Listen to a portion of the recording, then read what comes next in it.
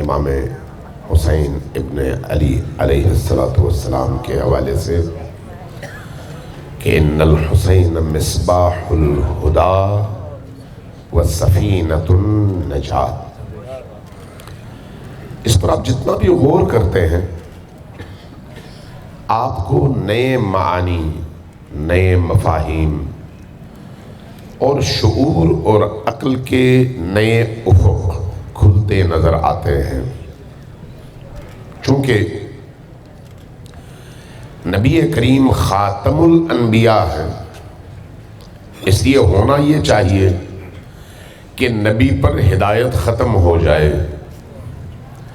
نبی خاتم الرسل ہیں، ان پر اترنے والی کتاب خاتم الکتب ہے اور ان کا دیا ہوا دین خاتم الادیان ہے.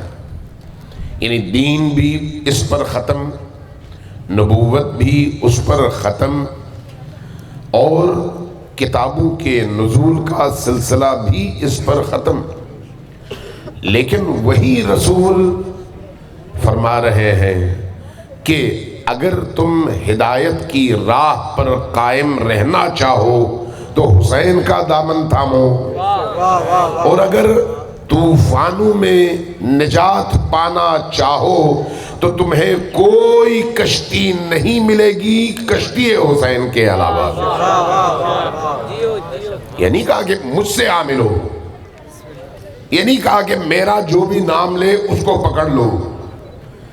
اس لیے کہ نبی کریم یہ جانتے ہیں کہ میرے بعد اسلامی معاشرہ جس زبوں حالی کا شکار ہوگا، جس طرح کے طوفانوں میں یہ مملکت اسلامی گھر جائے گی، جس طرح کے چیلنجز کا سامنا امت اسلامی کو ہوگا، جس طرح کے پرچم رسول کی خلافت کے نام پر، رسول کی نیابت کے نام پر، رسول کے رستے کے تسلسل کے نام پر اٹھائے جائیں گے، جس طرح کی جنگیں معاشرے کے اندر رواج پائیں گی اور ادھر بھی مسلمان اور ادھر بھی مسلمان نظر آئیں گے، ایسے میں ایک عام انسان کبھی بھی درست رستے کی تشخیص میں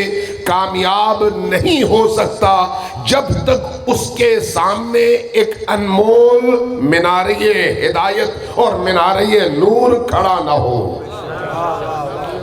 لہذا اپنی حال حیات میں تب جب ابھی حسین بچے تھے، امام حسین علیہ السلام نبی کریم کے وصال کے موقع پر بچے تھے. 61 ہجری سے 50 سال پہلے کیا عمر ہوگی امام حسین کی؟ 6 سال، بہت زیادہ ہو 7 سال، اس سے زیادہ نہیں آئے.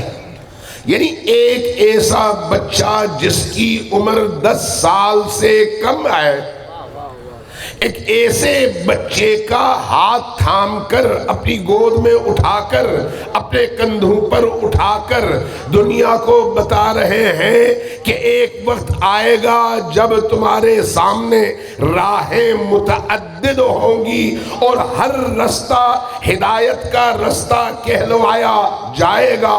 ایسے میں دیکھنا کہ کون سا رستہ میرے اس بیٹے حسین کا رستہ ہے،